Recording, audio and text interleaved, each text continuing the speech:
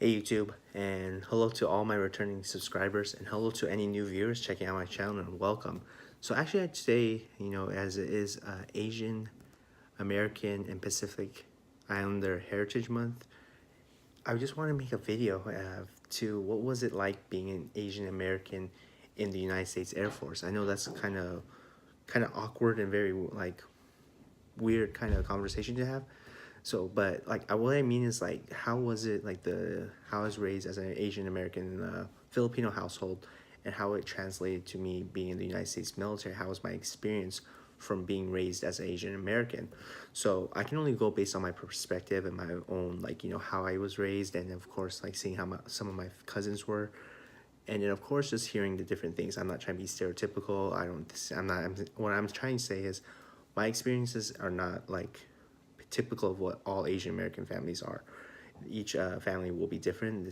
Depends on how they're raised. Yes, some are very similar because they value the same things, but it's going to be different. So I think what the biggest thing is like how Asian Americans were raised. I think that does prevalent, and it's an easy transition into the military. So in the military, you all become the same. They want to train you to think and work together in the same manner. Your mentality is the same, but at the same time, like, they understand, like, just because you go into the military and you get all this training and you transform as a different person, there's still that aspect of your life experiences are always going to have a effect on you. You're going to draw on your life experiences on top of what you experience in military to, depending on how you think or what your opinions are or how you tackle a problem or situation. So, and I think that's what makes the United States Air Force so great, because you have those different life experiences, people coming in with different life experiences, and how they handle themselves, how they tackle interact with people, and how they just think of new ideas and innovations and stuff like that, which the Air Force wants. They want you to come up with innovations. If there's something in like the work process that you can improve on or something like that, or you have a good idea for the Air Force, they're willing to open like that. So with that kind of mindset of different backgrounds, for example, like in Asian American families, like feel like my Filipino family, I'm Filipino and all that, is the way we were raised is to respect our elders. So it doesn't really matter, you put prevalence on people who are older and they have experience in life and everything, and you respect them. They even have certain ways you call them and when you address them and stuff like that. And this is all across many different Asian countries. And I know it's very different, but when it translates into the military, is you respect those who have position power, which is authority. They have a higher rank than you, or they're put in a position like a job role that you have to follow and all that. So it's a little different, like with Asian culture, it's more age power, like age authority and stuff like that.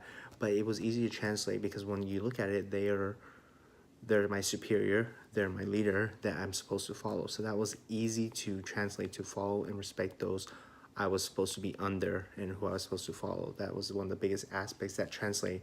And me being Asian American, it was just an easy transition to be able to do that and everything. Another big aspect is, I wouldn't say my parents were like very strict about, what was it, getting grades. You get that stereotypical Asian answer of, getting all A's and stuff.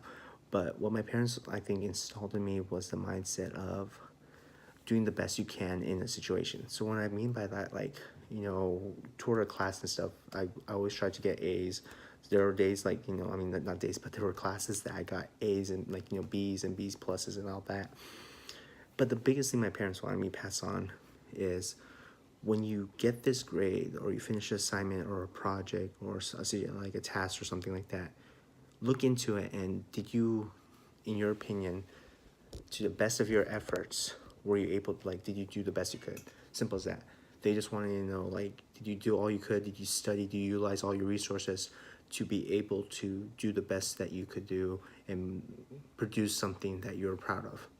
So that, when that translates into to the military, it was one of the core Air Force values: integrity, not integrity, but excellence in all we do. What the military wants is just the best that you can do in your job, the mission, and all that. Just do the best. And that's not only those two things, but like, when you're doing PT, when you're just doing volunteering and stuff, they want you to do the best for your education, self-development, and all that. So those were like big aspects of it, and that was another big aspect. Also, being raised an Asian American, we like my family in particular, like there was no need for to lie and stuff. My parents were real strict about that. They wanted to have open communication and be honest with us. Like they wanted me to be honest to them, tell them what's going on with life and everything. It was sometimes very strict about it, but again, it translated well into the military because the other Air Force core value is integrity first. Just being honest to your superiors, to be honest to your leadership, because one of those aspects is they want to be able to trust you and have that transparency between each other and understand what's going on. If there's something happening in life, let them know. But as soon as you start, making up stories, unfortunately lying and stuff, it just builds that distrust among you and your leaders, and they don't want to help you anymore. They just like put that block, where is that stopping of where you're lying? So that's another big aspect in all that. And the last think big for like a Filipino community is like just the camaraderie. Like Filipino family, especially families, they're very close with each other, like cousins and stuff, and they really just like helping each other out. And I think that's one of the biggest things that helped me translate into what's it called, to the military. And just Asian families in general just being close with each other. But that's being strong, like from my own perspective about the Filipino families being us real connected. That translates very well to the U.S. military, Air Force particularly, is because they want to build that. Even in the Air Force Creed, it says never leave another airman behind. And that's just the mindset. You have to work with people. You have to show a genuine care of them and at the same time empathize what they're going through. But you're going to have to understand that these people have a different background. You have to understand that it's not going to be easy with different ideas. Some people are more authoritarian. They want to be the leader, alpha male mindsets and stuff like that. But the biggest thing is a give or get. Like give stuff, but at the same time stick to your principles and make sure that you get stuff out of it as well. It's a big and the biggest thing is communication between each other. So I just want to do this because it's a month like very special to Asian Americans and Pacific Islanders and stuff, and it's very important. So people look at it as like the achievements that Asian Americans and Pacific Islanders have done for being in the United States. And it's a very prevalent, like, you hear a lot of people talk maybe about in politics, education, sports and music and stuff like that, Asians are growing and stuff, and that's very great in Hollywood and stuff. But then, like, you don't really hear as much in the military, which is great. So there are definitely stories out there about, people who have immigrated here from different countries in the Asian region, and they have rose through the prominences of military departments and stuff. And it's such a great story because they're very proud to be part of the U.S. military, but also they've used their background as a driving force. They used it like how they were raised, how they were taught in their households, and they applied it to military life. They've applied it, and I think, in my true opinion, it's been an easy transition because of how we were raised. Again, like how I was raised, but it's very similar among very other Filipino families and even Asian communities, in my opinion. So guys, if you're Asian American, what you guys think? Comment below, like this video, give it a thumbs up, share it, and let's have a discussion about it. Even if you're not an Asian American, go ahead and comment below and see.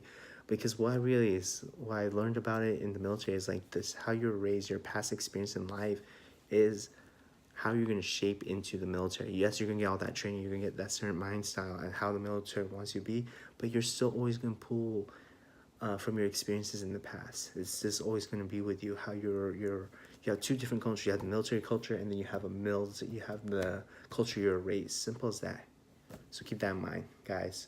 Don't forget to subscribe. Follow me on other social media, Instagram, Snapchat, Kotaro Prince. Guys, I know I haven't been making these videos as much. I apologize, but I will definitely be doing that more. And I hope you like this video. Peace. Oh, and what is it called? Happy Asian